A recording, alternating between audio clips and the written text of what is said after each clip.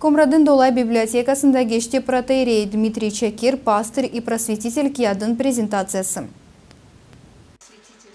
Протоиерей için Dmitri Çakir için Kiyat Adalı Gagauzyan aydınlatıcının yaşamanın hem çalışmanın 100. yıl dönümüne. Toplumda var nasıl tanışma babanın Dmitri Çakir'in işlerinden din, cümle hem üretim uğurlarında. Materyalları dolduruyorlar arşiv dokumentleri hem historia portretleri. Çakirleri ben severim çoktan. Artık 7-8 yıl araştırıyorum bu temayı. Onun için Dmitri Çakir de bu büyük ailenin bir parçası, bir kişisi. Çok önemli, pahalı bize de yine. Onun için ben onun ölümünden sonra 100 yıl önce oldu. 2016 yılda bu oluş için, bu data için kararladım bu kağıdı çıkarma, onun biyografyasını. Dmitri Çakir'in. Nerede buldunuz materyal? Ne çünkü biliniyor hani Mihail Çakir için varsa da materyal, Dmitri Çakir için pek az var. Doğru, Dmitri Çakir için az çıktı materyal ama o yaşarkına vardı tazide materyal onun için. O materyalları ben buldum Kişinyovskiy Eparxialne Vedomosti jurnalında. Sonraki Kişinyev arşivinde, Moldova Millet Arşivinde var birkaç dosya onun için.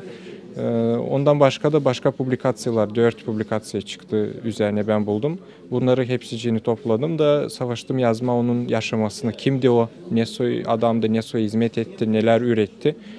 Kiyad'ın bir parçasında onun biyografyası neyi ben yazdım. İkinci parçasında da Dmitri Çakir'in bir statyası İserliye için. O köy, Bulgar köyü nerede o popazmış, nerede o hizmet etmiş. Onun historiası, o köyün historiası. Kendi bakışlarını araştırmak için Protoiерey Dmitri Çakir, pastır ve prosvetитель açıkladılar prezentasyonun pay alanları. Bugünkü prezentasiya, Viktor Prokopyev'in prezentasyası hangisinde o gösterir kendi yeni yaratmasını Kiyadını Dmitri Çakir için.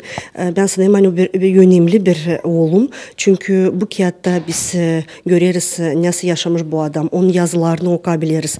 Gagauzlara din bu pek önemli. Onlar bu Kiyad'ın sayfalarında kendi historiasını okuyabilirler. Ondan da ben sanırım hani bu Kiyad'ı lazım yer bir Gagauz okusun da kendi bilgilerini zenginletsin. Ben geldim bu prezentasyaya. Viktor Kapışı benim pek iyi dostum. Çok merak ederim hepsi onun kağıtlarına.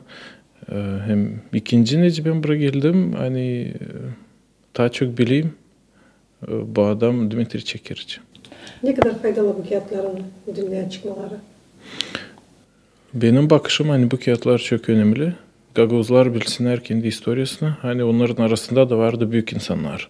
Bilerek geçmiş zamanda büyük insanları gelecek zamanda da onlar peydalanacak. Ben savaştım bunu yazma öyle dilden hani kolay olsun okuma da onu okusun çok insan.